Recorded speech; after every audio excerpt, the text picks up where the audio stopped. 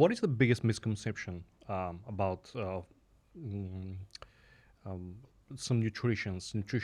They don't have actually nutritional value, but a lot of people market it like they do, and they market it like it's good for you. I remember in the okay, I don't remember in the 60s, but I do know that they were trying to market the cigarettes as something good for you, and you can smoke in a hospital, in a plane. Um, what are the biggest misconceptions in your opinion about the products we have out there? Yeah, man, the nutrition world in general is full of misconceptions, and it's unfortunately nutrition takes on kind of like a religious Yeah. way about it, because I mean we eat every day, multiple times a day, if you're privileged to do so, right? And so there's a very deep visceral connection to what we eat, how it tastes, even the vibe of the way you do things at your house, man. You really want to start a fight with your wife, try to deal with your nutrition right now while you're while you're also juggling babies. You're like, we shouldn't buy that. That's not organic. We should buy that. Like, whoa, man, watch out. And unfortunately, in the fitness world, the misconceptions around nutrition become their own kind of religious idols. Like, this is the hill I'm willing to die on. And one that just won't go away right now is this infatuation with calories with regard to health and fitness. So calories, calorie counting, cutting calories, saving calories, being in a calorie deficit, being in a calorie surplus. This way of thinking about nutrition came out of the bodybuilding community, because I'm going to grow muscle. How am I going to grow muscle? Well, I'm going to be in a surplus of calories. Okay, because obviously if I don't eat enough, I can't grow muscle. Okay, and then I have to get ready for my show. I've got to stand on stage, and the judges have to see all this muscle that I've got on my body, and so I have to decrease my body fat as far as I can in order to show my work, right? And that's a sport. That's a thing people do for giggles and even professionally, right? And so great. And we've taken that way of doing nutrition and we have put that on the general population. And unfortunately, calories are a piece of nutrition, but they're not the only piece of nutrition. If calories were the only piece of nutrition that mattered, your body would be like a car. Yeah. You put fuel True. in, you get from point A to point B, we're good to go. But your body's not like a car. Your body's a living organism that builds itself out of the fuel that you consume.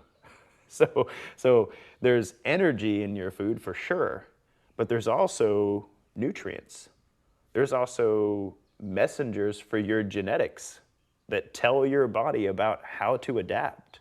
There's also polyphenols and antioxidants and stuff we don't even understand how it works yet that exist in our food.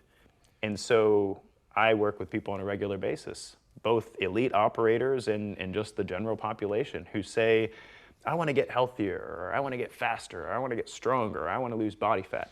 And because of the fitness industry, they're so focused on their caloric intake that we're missing basic nutrients on a regular basis. And they're fascinated when we're like, we just shift the way we eat more nutrients, and all of a sudden so many things get better. And they're like, oh, I didn't even change anything about my calories. Well, you did. You changed how many nutrients were inherent in the energy. And so that's one giant misconception that it's been around for probably 50 years at this point, and really just needs to die. We need a much, much deeper understanding of what our food actually is beyond calories. Definitely true. When you talked about bodybuilding, I remember a time when everybody wanted to be that was the perfect image for a body. That was the ideal, like the Arnold Schwarzeneggers from the Predator movie, and most people don't want that kind of a body in today's world. I think that kind of a generation, Mm. that Gen Z generation, maybe we shift our focus from watching those fighters fighting in UFC or MMA, and we decided, okay, like this is the body that we want. This is the perfect body for plyometric exercises. Like I want to be able to do that in order to get in shape. Mm-hmm. While you're a bodybuilder, I mean, I don't know if bodybuilders do cardio at all. I mean, definitely you know better than me, but it's like ideal of a perfect body change through the years too. Yeah. Well, and think, once upon a time, the idea, it's vanity is what it really Yeah. is. I want to look like that. And unfortunately, that took root, and it's still not quite out of the system yet. And this is extremely important in my area of research, which is with regard to how belief impacts our physiology. And what we're starting to learn is that's an empty way to understand our health and fitness. It's much more powerful to start thinking about what are the identities in my life that really matter to me, and how does my health and fitness serve that? Right? So you're a father now. It's a new identity. It's new to you. It's hard on a dad. Mom gets all the oxytocin when the baby's born, and she's instantly mom. All those switches flip on in her head. Dad takes time. I know. I know. It's a months-long process before you're like, I'm dad, and it's awesome. So hang in there, buddy. I think my son was about 8 months old before I was like, I really like being a dad. This is pretty cool. So hang in there. So It I'll gets have better. to wait. Yeah.